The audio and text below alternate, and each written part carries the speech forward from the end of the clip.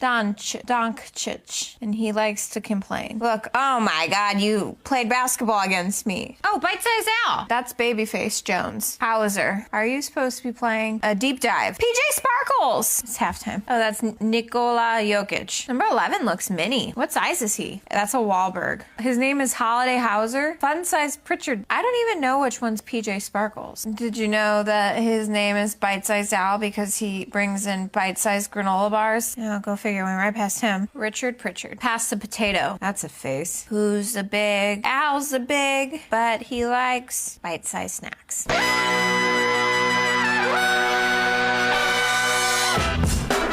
Good morning, sweet world, and welcome to the No Dunks podcast on the Athletic Network. It's Monday, June 10th, 2024. I'm J.E. Skeets here in the Classic Factory, and alongside me, as always, Tass Mellis. Podcast listeners, this is for you. Next to him, it's the bearded one, Matapsha Hot Boy, Trey Kirby. Heyo. Heyo. And last but not least, over there, making the magic happen, super producer, JD. Hello. There he is. Here we are. Shout out to everyone joining us live on YouTube. Hello to all our podcast listeners. Leave your boys a 5-star rating and review. Let's jump right into the game. Let's do it. Yes. Let's do it. Because the Boston Celtics have taken firm command of the NBA Finals on Sunday night with the 105-98 victory in Game 2. Jrue Holiday led the way with 26 points and 11 rebounds. Tatum flirted with a triple-double.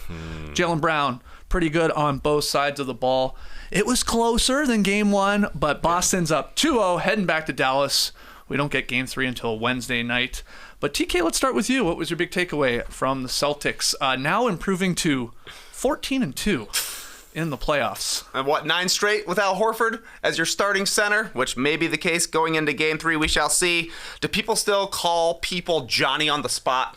Yeah. Okay, Jrue Holiday was Johnny on the spot last night. I thought he was phenomenal. To me, he gets the game ball for the Celtics because he was great defensively, as he always is, very strong, made a whole bunch of plays, but man, it felt all night like Jrue Holiday was in the right place at the right time, oftentimes finishing with a right-handed layup. The guy had 9 dunks or layups in Game 2. A lot of these coming off Jayson Tatum passes. I think 2 of them were left-handed finishes. All the rest were like cuts at the very last second to bail the Celtics out of a possession. Credit to Tatum, keeping his dribble, staying patient, waiting for plays to develop. But there were just so many big Jrue Holiday plays where it seemed like the Celtics were going nowhere. How about a missed shot? He grabs the offensive rebound and an easy dish to Tatum underneath for a layup.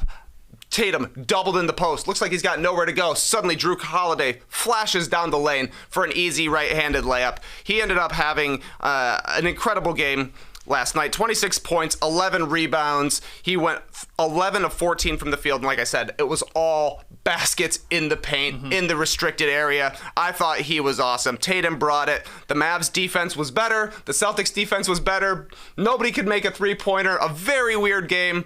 Definitely feels like a game that Dallas needed to steal if they were going to win this championship. But I was so impressed by the way the Celtics won the game, and with in particular, my guy Johnny on the spot, Jrue Holiday. Johnny had 11 baskets. 6 of them were assisted by Tatum. Tatum was finding him.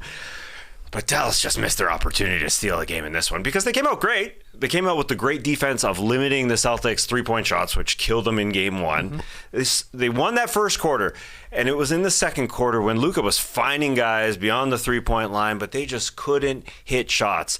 Luka, I know, blamed himself after this game, saying, I got to hit more free throws. He was 4 of 8 from the free throw line. He had 8 turnovers, so he's blaming himself, but really he just needed somebody to step up a little bit more. In that second quarter, when they had the momentum in Boston, he was making some beautiful passes.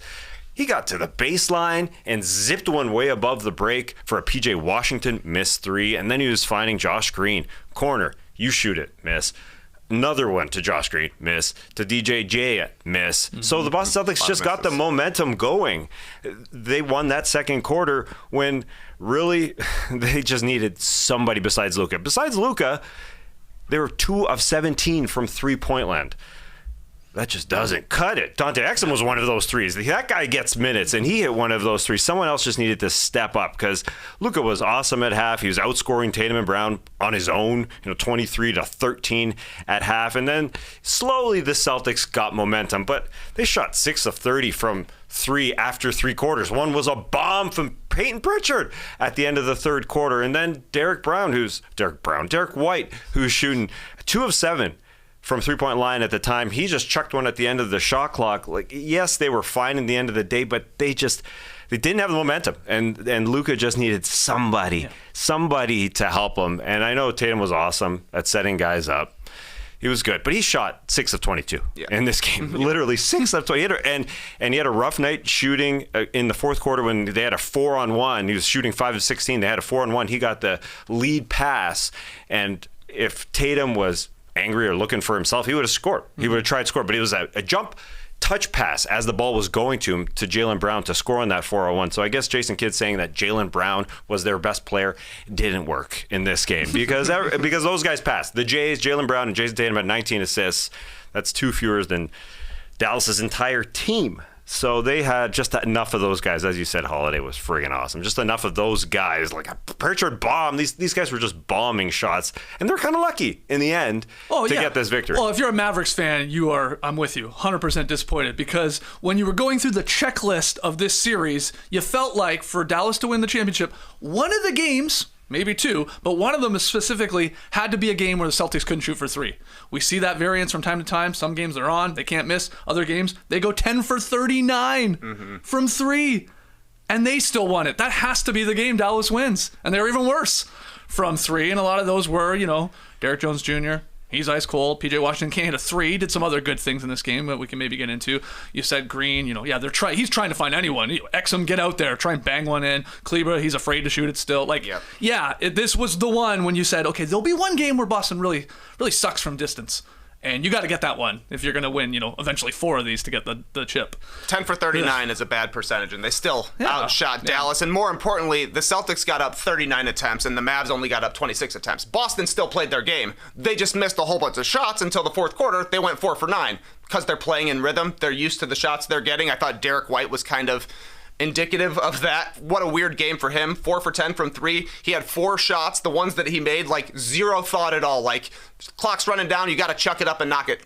Make the shot. Or a kick to the corner, no time to waste, just get it up. If he had a chance to look at it, he only hit glass. No rim. 4 for 10, 4 makes, 6 awful misses. It was a weird game. Meanwhile, that still was 46% of the shots for the Celtics. They want to get up a ton of threes. The Mavericks only got up 26 three-point attempts. Only 4 came from the corners. They had 3 attempts from the corners in game 1. And you mentioned Skeets. All of these Mavs role players who were great against the Timberwolves, they're scared to shoot right now. Derek Jones Jr. won't take an open one, and if he does, he's going to miss. 0 for 3. Kleber, 0 for 2, doesn't want to shoot. Green, 0 for 3, he doesn't want to shoot. It's Luka that can make them right now because Kyrie hasn't really had an impact on this series. So for Boston to win a game where they're blowing it in the clutch, they gave up a 9-0 run in the last 3 minutes of the game. They shot 10 for 39 from 3. That's a game that the Mavericks have to win because now they got to beat Boston 4 times out of 5. Yeah. The momentum Boston got it very slowly.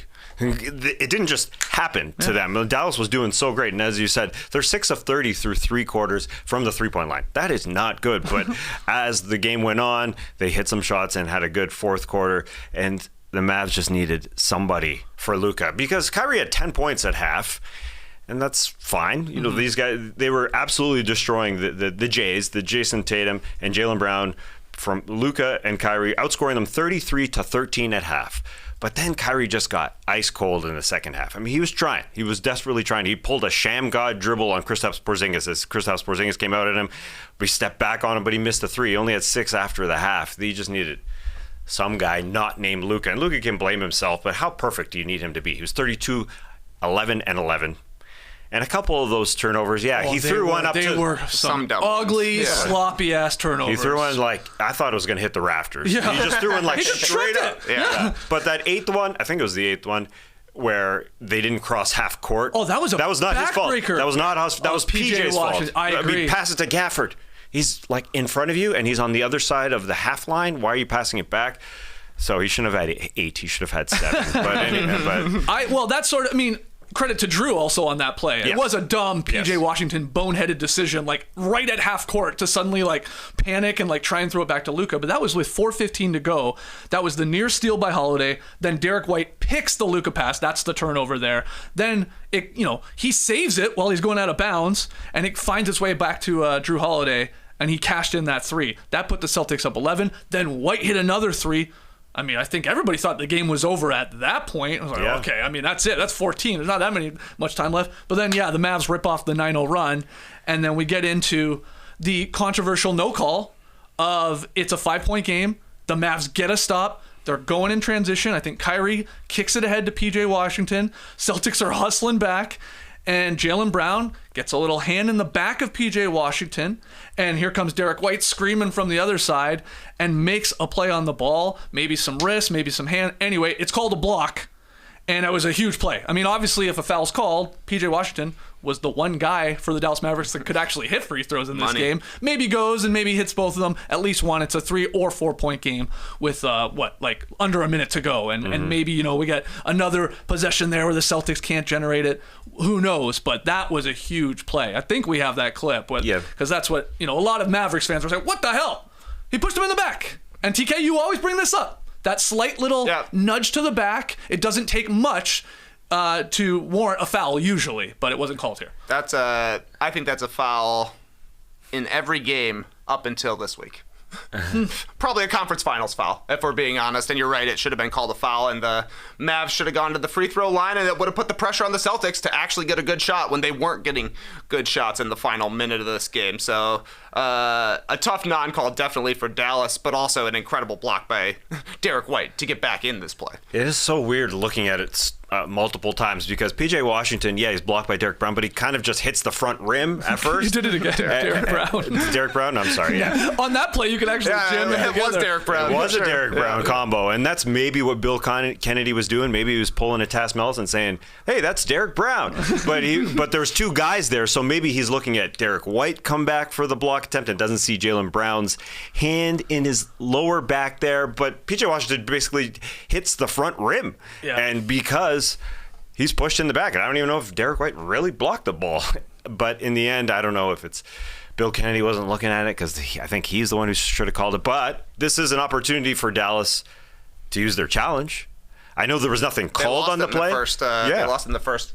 They used it right away. Yeah. Exactly. Ironically, PJ Washington fouling Derek White. That's right. And that wasn't a good play. That was not a good time to use it because it was like 5 minutes into the game. And Boston would have got the ball again because they got the ball after the play. So Boston would have got the ball no matter what the challenge was, choice. If it was a win or a loss. So Jason Kidd lost that opportunity to use it there. I guess he could have used it because there was nothing called. No. You can't use a challenge on a non-call. No. Play just went on. You can't go back. He should have. Yeah. I guess so. I mean, call it time. Yeah, you can't do anything, I suppose. There. It was a pretty physical game, I thought. And I kind of felt like that favored the Celtics because, to me, the Mavericks defense, both teams played really hard defensively and did a pretty solid job defensively. But to me, it was like the Mavericks were a little bit over the line, aggressiveness-wise, and it was kind of taking them out of their game. Like Derek Lively, he's just given a little bit too much effort right now. He's not playing within himself. Meanwhile, Boston is just making play after play.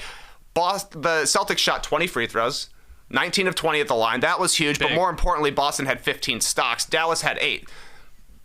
The Celtics, they're holding the Mavericks to 101 points per 100 possessions here. This would be the worst during the regular season for an entire season, worst in the playoffs. So their offense is doing enough that they can survive a 10 for 39 shooting night because they make so many plays defensively. Like, the question is always, are the Celtics going to hit enough threes? Are they going to be able to actually make their shots? Sometimes it doesn't matter because they're not giving up 100 in these games against the Mavericks. Yeah, for sure. Dallas was trying, and it's fun as a basketball fan to see this team who lost the momentum in this game to come back there and make it a 5-point game and almost make it a 3-point game. So it was fun in that way because they were trying at the beginning to limit the Boston Celtics 3-point shots, and it was working. Game 1, quarter 1, Boston had 15 3-point shot attempts. In this game, it took them a whole half to get there because Dallas was just taking those away. But they did make some boners. Derek Lively, he was trying. He was trying. He got an offensive rebound. Yeah, he was. The lights were too bright. right? There was that play where he got that offensive rebound, and there was somebody there in front of him. I think it was Derek Jones Jr. or PJ Washington. He could easily just dropped it off, but he kind of just went for another attempt, and then he was sort of out of bounds, so he chucked it, and it was basically an outlet pass to Jaylen Brown to look awesome, who's had 2 awesome dunks past Luka in this series, and that was one of them. Derek Lively set that second one up. Yes. So he also got away. He should have got called for another traveling where his feet were going crazy. It's like, dude, what are you doing? He's just panicking. Yeah. In probably on the road in the finals in these big situations here with the bright lights. But he is a rookie. It's sort of expected. Yeah, he's had 1 roll dunk through 2 games, like where you know that play that everyone was thinking about. Oh, maybe they'll get the pick and rolls. You got a double Luka, and it happened once. He got 1. That's it. He hasn't been himself. It is crazy here to when you look through, Jrue Holiday, the best player last night in Game 2 for the Celtics, but Tatum, another rough shooting night. He had the 12 assists, though. He had the 9 boards. Jaylen Brown, good, like I said, balanced effort. 3 steals, another big dunk, but he had 21 points, didn't shoot all that well. Derek White, 18 points. He had his defense. Peyton Pritchard's only basket of the game, like you said, banked in from half court, basically just over half court to beat the buzzer at the end of the third. And still, to pull out the victory it's a pretty special team, and it was really funny coming on the heels of Saturday's Jason Kidd's press conference where he's trying to I guess throw a little smoke bomb into the Celtics locker room, an attempt, I guess, saying, hey, Jaylen Brown's the best player on the Celtics team. Even though he's an all-star, you've got an all-NBA guy in Tatum. I don't think he's been wrong for this series, and maybe even the postseason. Jaylen Brown has been, maybe not in the scope of their careers, but anyway, it didn't work. And they just played as great as a team, still in enough contributions from everybody. And, Tatum's the guy they're double teaming. That's right. The playmaking was great from Tatum last night. Like you mentioned, 12 assists, and the reason he got those assists is because he beat his man off the dribble basically every single time he had the ball. And then there was just a guy waiting for him at the rim, but Jrue Holiday was hanging out in the dunker spot all night. Yep. Tatum assisted on 6 half-court layups, and it was just, I'll beat Luka off the dribble, I'll beat Derek Lively off the dribble, and then there's no rim protection there. So Tatum, despite the fact that he hasn't had a good shooting game, good scoring game yet in this series, is finding other ways to contribute like a best player could. Though, and especially I think when you compare it to the 1-2 Jaylen Brown, Jayson Tatum, yes. Then on the other side, Dallas, Luka's doing his part. He's been sloppy. He's getting cooked defensively. That's still an issue, and it was in this game. But obviously contributing and scoring and stuff like that. Kyrie, though, he's just doing nothing, because if he's not scoring, it's not like he's doing these other things that sort of Tatum at least is still doing for Boston. He is 17 of 18 in Game 2. He was 2 of 8 in the second half. Kyrie was.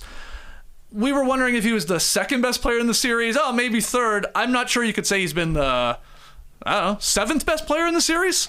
It's between him and PJ Washington for 7. It's down there. It's pretty low because he's 13 of 37 from the floor, 0 of 8 from deep. 8 assists total over 2 games. It will not cut it, Tass. And I don't know what you saw. A lot of this is awesome perimeter defense. They're physical, they're fast. We're talking about Jrue and White and everybody they throw on them. There's very tight windows, but he just can't get any rhythm going. He started okay, and then it got bad in a hurry. Yeah. And then he was forcing it, if I'm being honest. Yeah, he's missing open shots too. He just wasn't in flow. He couldn't get that rhythm. They're going to at Derek White right from the get-go. Luka switch, gets Derek White, go at him. Kyrie switch, gets Derek White, go at him. They scored both times. Derek White was able to recover with monster blocks. And Kyrie, as I said, he tried to pull the sham god on Porzingis. He just couldn't get in a flow. He was just missing shots. I don't know about the method that he used pregame. He didn't even go through the intros pregame. You're sitting on the bench, Kyrie Irving, and you go high five everybody. He went to the end of it. He didn't even sit on the bench. He just sat there. He was trying to think about it, and he was good in the first half. He scored 10. He was fine. What is there to say? It is weird because there's so much responsibility for the second guy on this team because your supporting guys just aren't going to be great enough. So you need more. Even though Luka was doing his thing, you need Kyrie to be good.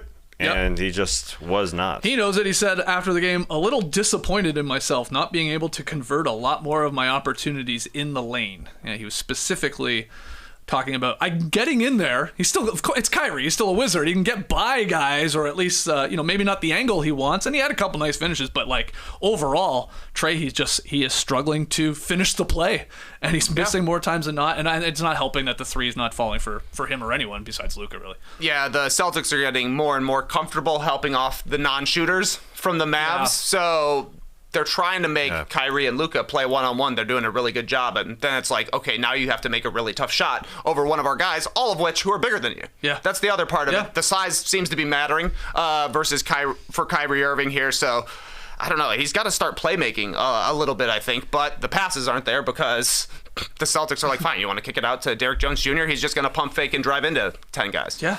Yeah, and Derek White was able to get some retribution for them going at him. He was able to block Kyrie, and that maybe threw him off. Like, that was a great block. That was the one where he trailed a play. He trailed Kyrie and was able to get back and jump and make an awesome block.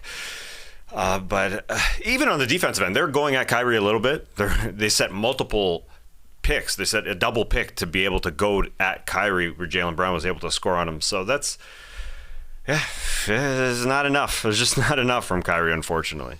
NBA Finals MVP through 2 games. This is a great question. Who do you have? I know we have the odds up here from BetMGM. Tatum is still the favorite, which is a little surprising to me. He's plus 100, Brown plus 185, Luka got to be included, of course, if Dallas comes back or makes this a series. He's plus 650, and then Jrue Holiday is improved to plus 850. What was he to start? Plus 6,600. Yeah, right. 6,600. And as Trey said, Jayson Tatum acted like the best player out there by setting guys up. So, but he wouldn't be your Finals MVP. I don't know. If you had a vote, you would vote for him? No, I would not. It's easily Jaylen Brown to me. I think he's got the highlights, the plays that you remember. That monstrous dunk of going by Luka and then a huge peel back. He cocked it in game 1. Right. And then he had a second one where he went by Luka in game 2. He's got that, and he's got the points total. He's got more points. Mm-hmm. I know people may say, oh, Jrue Holiday, but through you could. Sure. You could. Yeah, I would say 5-4 vote right now. 5-4 vote? Jaylen Brown and Jrue Holiday. No. We'll see who, we'll see which way Tatum Tim votes? Bontemps goes. No. I think there would be some. He had a great game, too. Oh, he had a good game, too. He shot 6 for 22. He shot 6 for 22. When he's shooting trying to shoot, it looks bad. Right now, He can't score right now, but he's doing literally everything else. Yeah, Jrue Holiday is now averaging 19, 9.5 boards, 4 assists, and 1 steal through 2 games. Very good. It feels and has done a good job of, taking away Kyrie Irving for a majority of the series. Yes, absolutely. Yeah, it's a tough one. To me, it feels a little like when the Lakers won in 2020 through 2 games, we were all giving it to Anthony Davis. This is yours, my man. He deserved it. But LeBron ended up winning it. Yeah, true. And it feels like, this one's a little different because there's 2 guys that aren't LeBron James. There's a second guy and a third guy with Jaylen Brown and Jrue Holiday, and Jayson Tatum just hasn't been able to score. That play where Jayson Tatum literally tried to dunk from the side of the net, like he was in the fourth quarter. He was just trying to dunk everything or trying to do everything. He literally put it off the side of the rim. If you remember that, like he tried to dunk it from the side. He was so far away from He's the like, rim. shooting's not working, so I'm going to try and dunk it. Just trying anything. His last 2 shot attempts were missed dunks.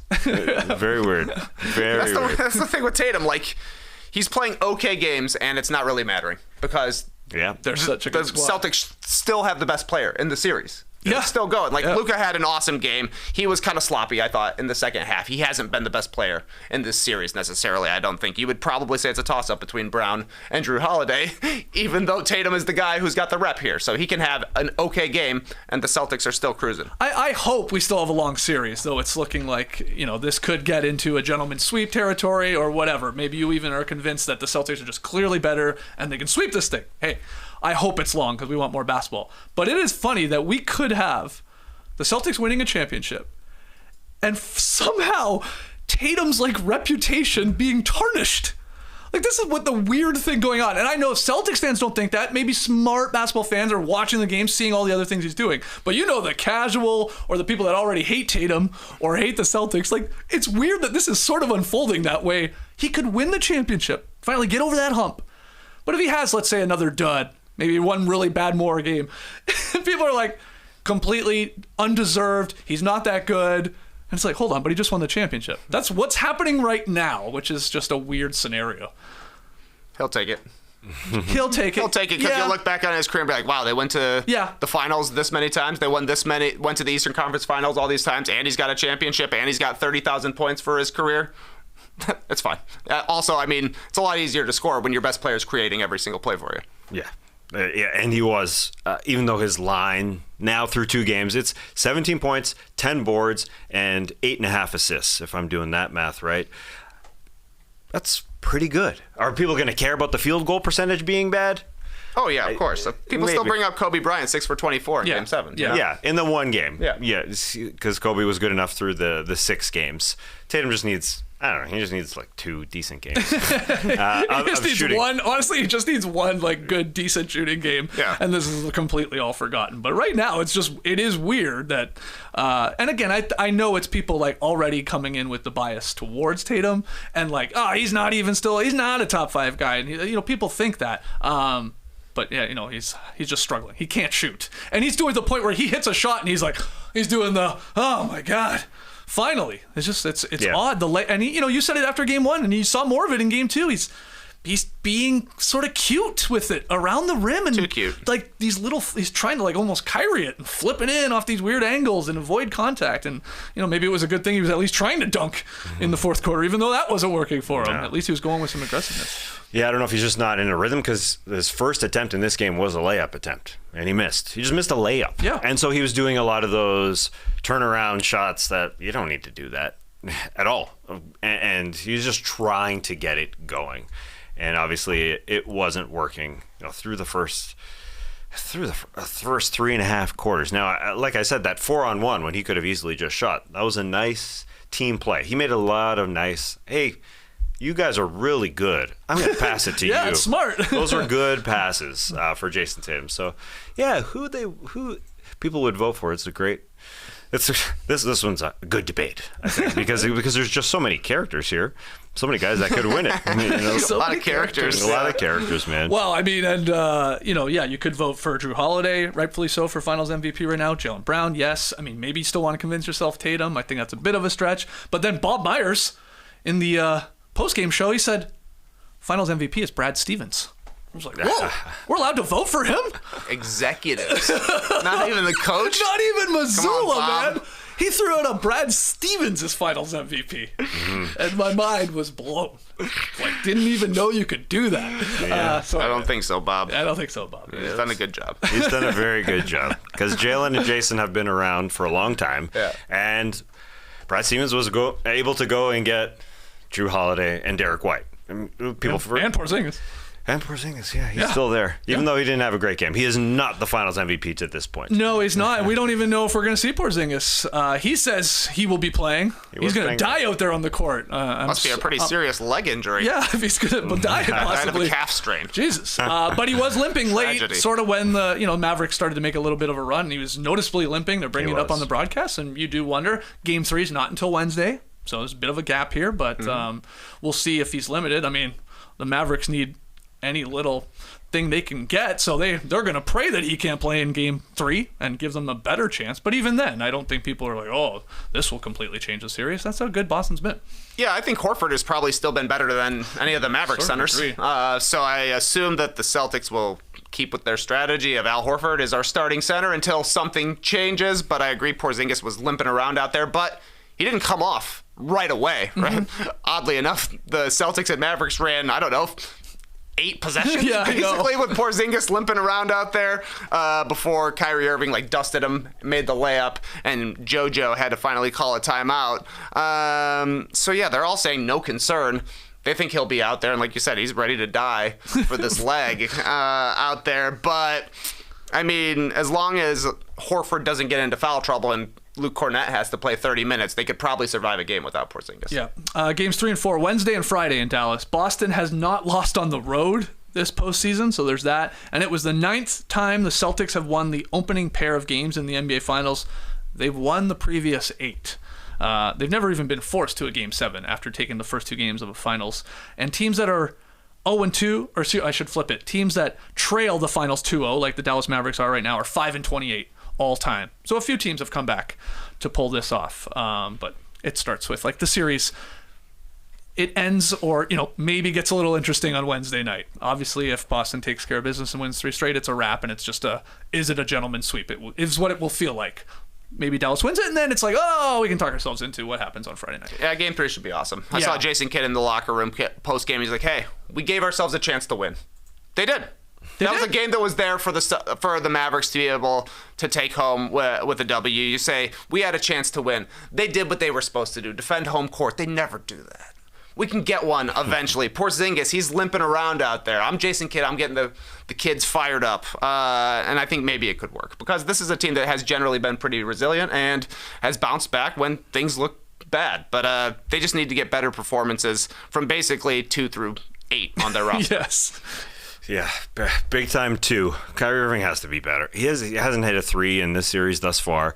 And he has lost his last 12 to the Boston Celtics. Yeah, there's that as well. That's really the curse of the leprechaun, huh? That's right. It's got him. I did love this line from NBA.com's Sean Powell talking about he called it the non-traversy, not controversy, the non-traversy known as the who's the best Celtic.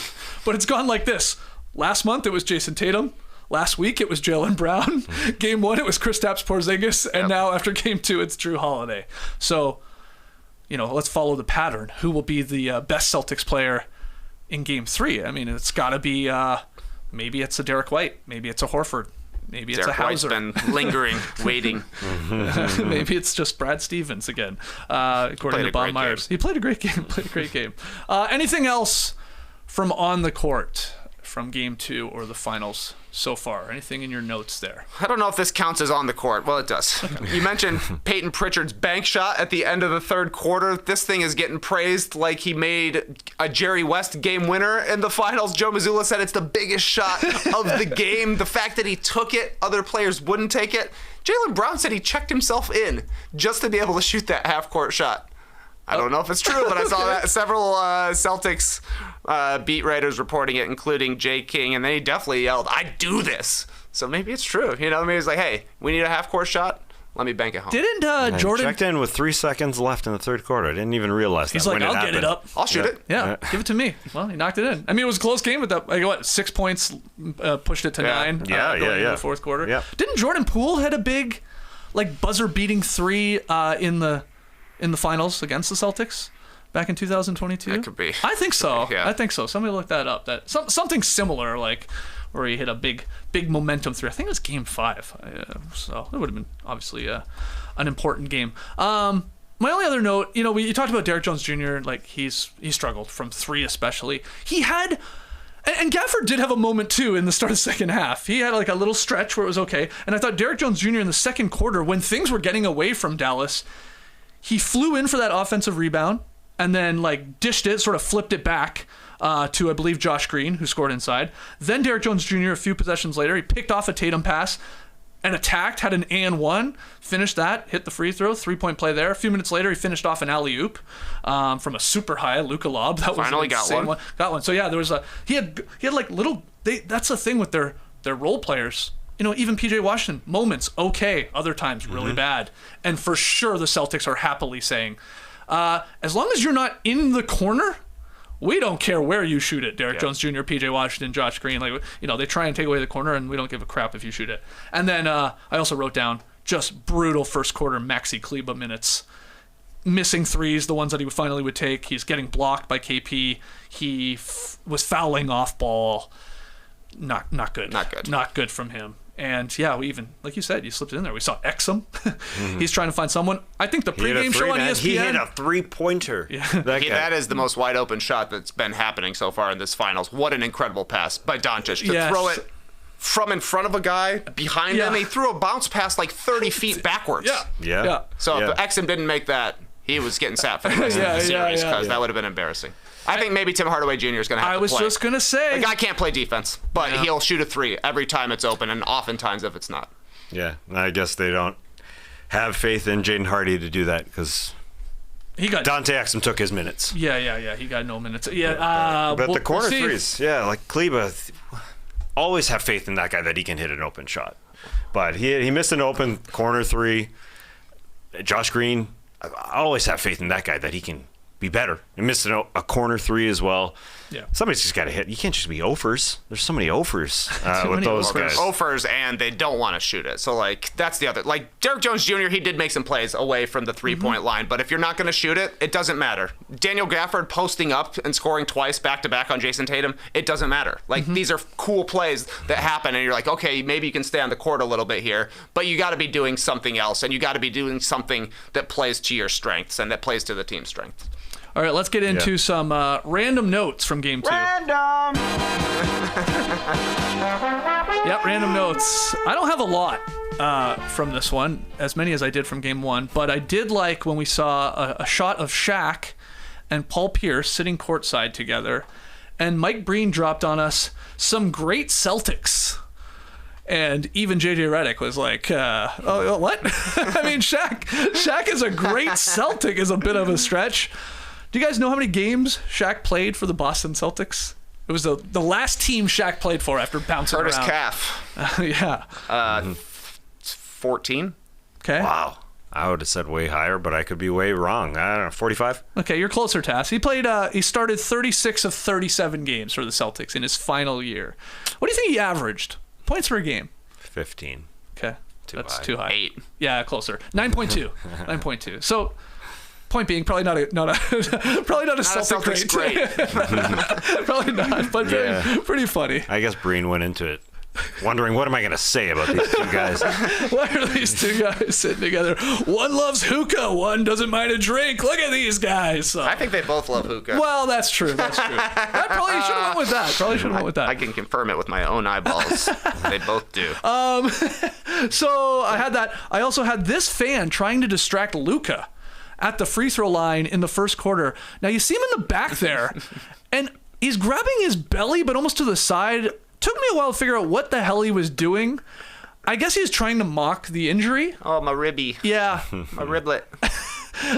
And it didn't work on this particular free throw, but Luka did miss a lot of free throws, and the Mavs were garbage at the line. I mean, they left a lot of points. Yeah, they were.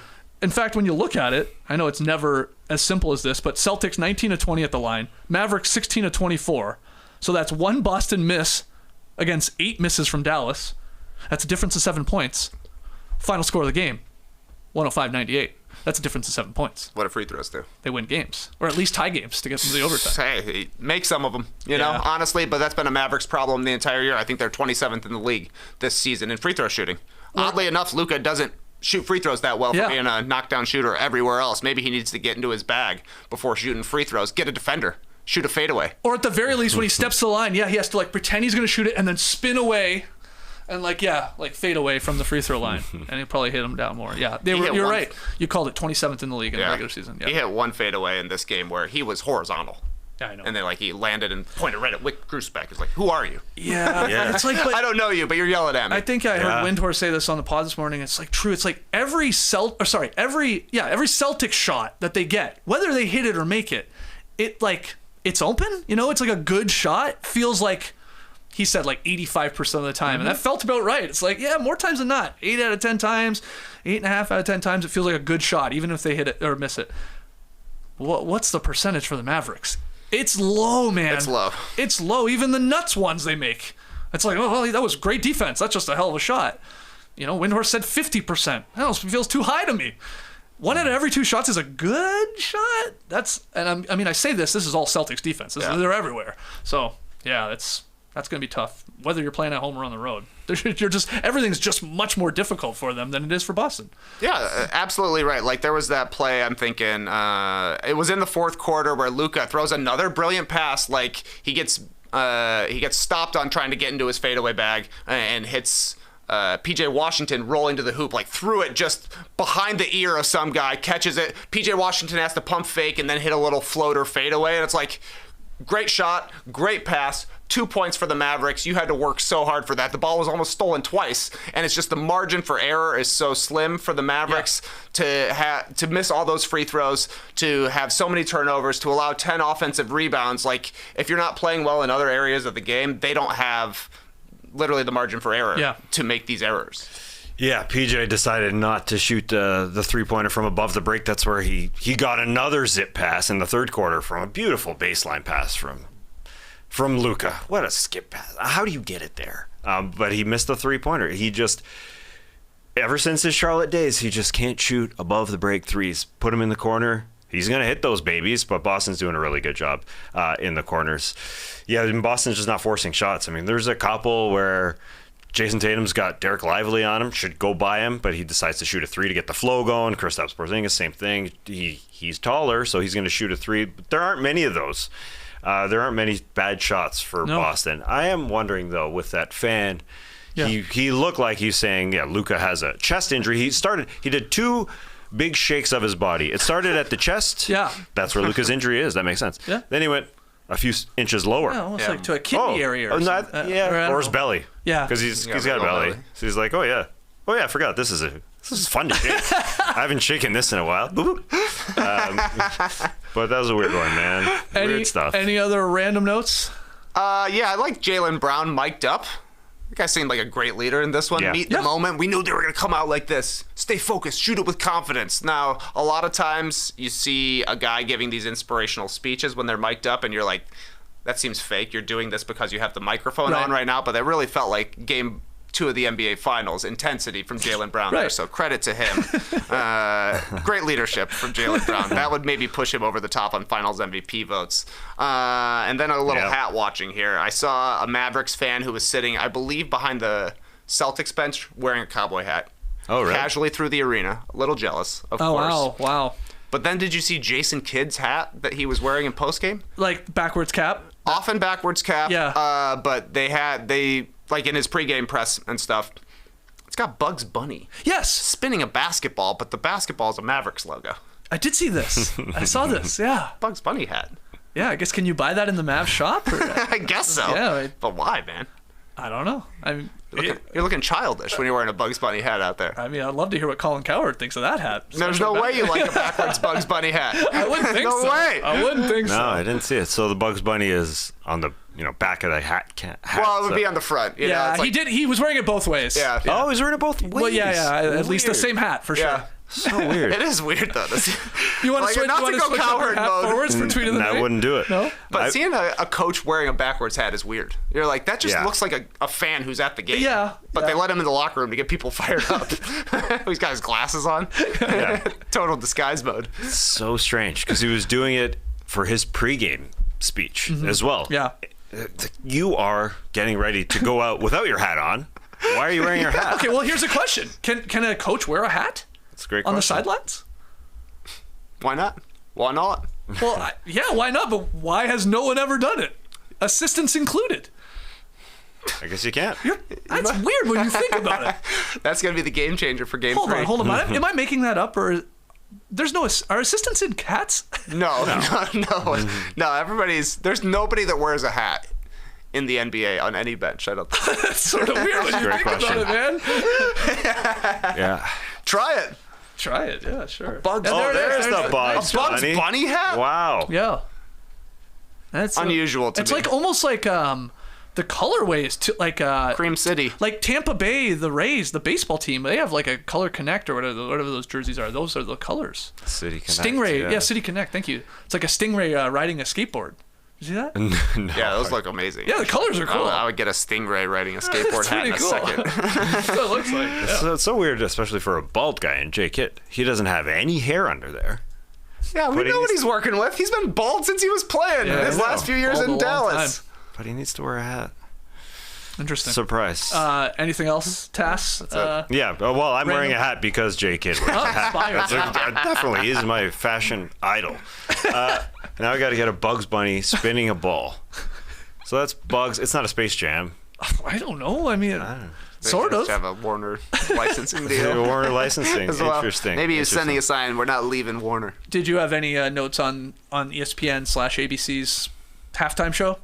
Did you get the stopwatch out? Oh no, I didn't take it in the way I did Oh, you because the first time They did it a little differently. Yes, They yes. gave him a little bit more time to talk. Oh, did they? A But not little right bit. away. No, not right away. They came back with just a clip of something happening. they do that, yeah. And Josh Hart saying, blah, blah, blah. You're commenting on the play. We're going to commercial again. Yeah. What is going on? My Nora got upset about that. She's like, what's that all about? Why are they doing that? I'm like, they just got to jam the commercials in. They can't she's like, just put them all in a row then. I'm like, well, they think you're more likely to, I hear Josh Hart talking. What was that, Josh Hart? Like my interest. They could still do it later. Segment. Yeah. But I think I saw somebody on Twitter clock the entire thing. Came in at 2 minutes and 3 seconds total halftime breakdown. Wow. Across all the segments. For so, five people, right? Yeah. Well, yes, but my final note: Stephen A. Smith not a part of the post game show. He wasn't there. It was just an empty seat where they had taken it away. What's going on there? What's up with that? The unseen commentator at every post game. That's what they call Stephen A. Smith. Anyway, there were some people wondering if it's because Bob Myers sort of came at Stephen A. in the pregame show. It was like sort of a shot at like people like you ripping apart good teams like the Celtics. And Stephen A. took a little offense to that, sort of pushed back. But then he was there for halftime, but I don't know. Then he was gone for a postgame. Maybe he had something to do. Maybe he had a podcast. The guy's got a million shows. He was probably on another show. Yeah, he had to choose his favorite Pokemon. So I got to give this some thought. Bulbasaur. He's freaking out. He's like, I got a podcast recording tonight. I don't know. Bulbasaur I can't take Squirtle. It'd be ridiculous. Wild. It is wild that, as you said, 2 minutes and 3 seconds on air. That means they probably had at least 12 minutes of commercials. Oh, yeah. Yep. Versus 2 minutes of people talking who are wearing suits. Yep. Right, other than Malika Andrews wearing a suit, like 4 suits. Yeah. Plus, she had a suit on. They're too. ready. Yeah. Who had a suit? Malika may have been wearing a suit. I can't remember. A suit, maybe a blue suit. Anyway. Minutes. That breakdown is wild. That is wild. So many commercials. Yeah, Reddit said it was like 72.6% commercials. You did? Like that. I went. Wait, did you say Reddit or Reddit? Reddit.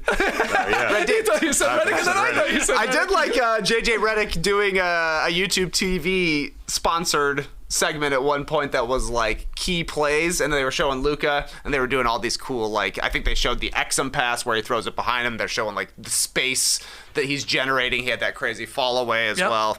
Great graphic work there. Yeah. From JJ and the crew. And sort of just piggybacking off of that, we're talking about finals MVP.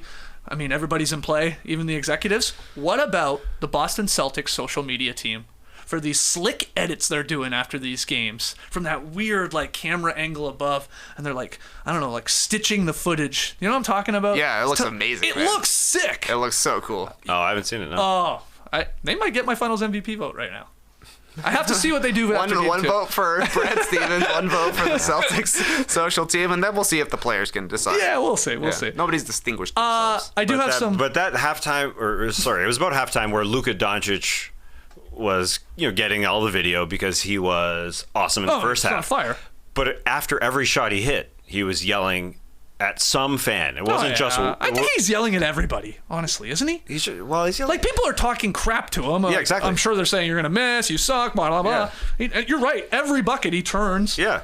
And yells mother effer to somebody. Yeah. It seems like he does it every time. Yeah, what are they doing? They shouldn't do that. What are they doing? What are they doing? They don't watch No Dunks. If you watch No Dunks, we told you, don't get under Luka's skin. Don't. Well, they're up 2-0. Yeah, I guess. They're getting Good under, job, fans. I don't know if they're getting I under guess. Kyrie's skin, but he's not playing well, so who knows. A lot of Kyrie sucks chance, though. A lot more. They're giving Kyrie sucks chance when Jayson Tatum goes to the line. Yeah. Seems counterproductive, but they went 19 out of 20 for the free throw line. Kyrie did this to himself, too, after game 1, saying, I thought they were going to be a little worse. Yeah, for sure. I mean, they were worse in game 2, but I think it was mainly because you said that. And they got the win. You know what I mean? They're feeling a little more confident after the game 1 win. But I have a trivia question off of Luka's actual performance. This is from Statitudes. Luka, just the 4th player in NBA Finals history to record a 30-point triple-double in a loss. Who did he join, my friends? 3 guys. 30-point triple-double in a loss. In the finals, yeah. One guy did it twice. LeBron do it? Bingo. LeBron James twice had a 30-point triple-double in a loss. And then the other 2 guys... gettable Hall of Famers, some of the greatest. Magic Johnson. No, but there is a former Laker. Not how far are we going back? You got to go way back. Jerry West. Yeah, Jerry West. Good call. Wow. Obviously lost a lot of assists. finals games. Had some big stats. Finals MVP on a losing team. That's right. And then I was a little surprised by this guy. A forward, undersized forward. Draymond Green? No, but maybe no, he was much better than Draymond Green. I was going to say personality-wise, he's sort of... Ron Artest? no. Meta World Peace? No. In fact, there's a clip going around, some kid trolling this Hall of Famer. Charles Barkley, yeah, Barkley with 30-point triple-double in a finals game. I don't remember a trip dub from Chuck, but it came in a loss. Was it the Jordan 55-point Probably got to be, right? Yeah. I would assume so. Anyway, there you go. So, Luka, now the fourth player in NBA Finals history. 30-point triple-double in a loss. LeBron twice, Jerry West, Charles Barkley, and the dunk. Let's get to tweet of the night. Tweet of the night. Wow. Twitter. Enough finals talk. Something completely different, but of course NBA related, and it comes from It's a Vibe. Great Twitter handle. That's a good name right there. Instant new meme, wrote It's a Vibe. James Harden reacts to his girlfriend catching the bouquet at a wedding party. Look at James' face.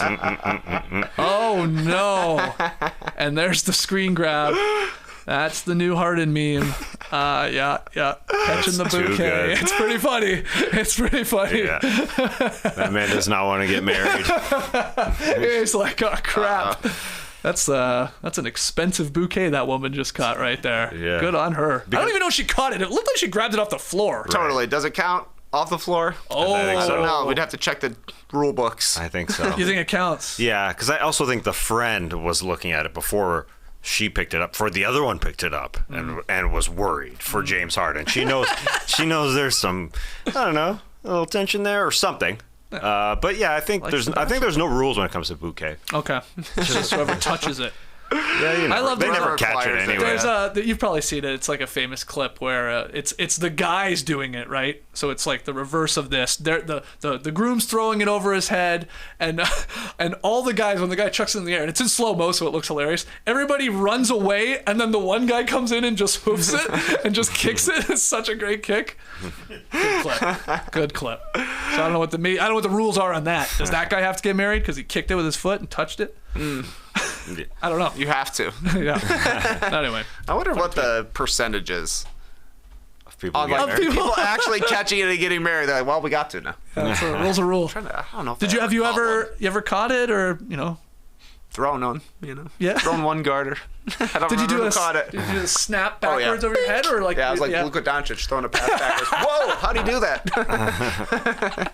How'd it go so far? High tensile strength. Any other good wedding stories for me? My friend, Pat Murphy, he tears his pants at every wedding. Oh, I've torn my pants at a wedding. No, but have you torn them at every wedding? No, no. Literally. Just once. He tore them I think he's torn them at least 3 of our friends' weddings from college. Hey man, your pants are too tight. Loves a tight pant. Yeah. And loves to drop it to the floor for Yeah. like a slap, a Tasmela slap of the floor. I've never seen you tear a pant. No. Never once Yeah. seen you tear a pant, despite many of floor slaps. But we got a Stitching friend, might have tore, but not like that. Not like that, tear, not tear. full blowouts. Sorry, Pat. But we got a new friend group wedding coming up in August, so it'll be exciting. Like, this is the oldest he's ever been, obviously, the most grown up. Like, I don't know if he's torn his pants at a wedding since he's had children. Now he's got 2. Is he going to be going as hard on the dance floor? Yeah, right. And if he doesn't, we're going to guilt him into it, right? We're going to, like, if he's taking it easy, we're like, Murph, what are you doing, man? on, rip your pants That's not low already." enough. Somebody fire up, get low. We got to tear up here. Tear the club up. Tear the pants up, Murph. Well, keep us posted on that. Yeah. He also... Go ahead. he loves like this move. Like he loves a cross to a thrust move. And I think when you go on the low side, that's when Yeah, if you you're have getting a tight pants, tear. for sure. For sure. Yeah, you don't need to be doing the splits. Like if your pants are tight enough, Yeah. then you're gonna rip them. You don't need to be doing the splits at a wedding. I did them period. at my buddy Grish's, your buddy Grish's, our buddy Grish's wedding in where were we? Mexico. Mexico, Yeah, yeah. They ripped. They're too tight. It's my own fault. Pants are too tight. Pants are too tight for dancing. And I'm gonna dance. Yeah. Hey, you got to get the DJ at the wedding to play something like Get Low, something where you want to get Pat as low as possible because that's the only time you're going to tear it. Yeah, absolutely right. But also thanks to you, Skeets, for sending that random clip of somebody else who tore their pants, and they weren't wearing underwear. everything was exposed. That was a Lenny Kravitz situation. Wow. That guy drops, the clip's going around. The guy drops, does the Kravitz splits, and the whole shebang comes out. Yeah. And it's freaking funny. That's It great. is See, that's funny great. as hell. He doesn't cover it up right away. He like takes a couple I seconds. don't think he realizes Very his cool. dong just ripped out of his pants. Lenny Kravitz style. Kravitz style. Man, when you see a guy with his suit jacket tied around his waist, you're like, you're having a brutal wedding. You should never knot your sleeves. Should always bring backup pants. Yeah, people are saying, just bring, like, tearaway pants. If it happens, it happens, and it was meant to. Yeah, true. All right, let's call it there. Game 2 of the NBA Finals, Reax, Boston up 2-0. Game 3 is not until Wednesday night. So we'll have a podcast post Game 3. So we'll have a Thursday morning podcast. We're also going to have a podcast probably on Friday night following Game 4. Yeah, we're going to go live late at night. And we'll have a podcast in the next day or two. We might not do Tuesday and Wednesday, but we'll do one or the other. I guess we're waiting to see if Dan Hurley's going to take this Lakers. Waiting on Dan. We're waiting on Dan. So, if that's big news or there's other NBA news, maybe we'll fire it up tomorrow. If not, we'll probably wait until Wednesday and maybe we'll do a little beach stepping as well. So you'll have a whole bunch of No Ducks in your podcast feed and on the YouTubes all week long. Until then, Clipper Bros. You heard it here first. Have a great time. Turn up. Love you guys. Awesome. Thanks for joining us. And remember, we are waiting on Dan. What are you going to do, Dan? Because UConn just doesn't offer as much as the Lakers do, apparently. We're talking triple digits. What do you think is going to happen? Here we go. Call your shot. Does Dan Hurley become the Lakers head coach later today? It's a no for me. Wow. Okay. I'm going to say it's a yes. All right, nice. Both sides. Yeah, exactly. Dan's decision coming today. If he drops down into a split and he rips his pants, the prophecy says he must coach the Lakers. Breaks the day, people.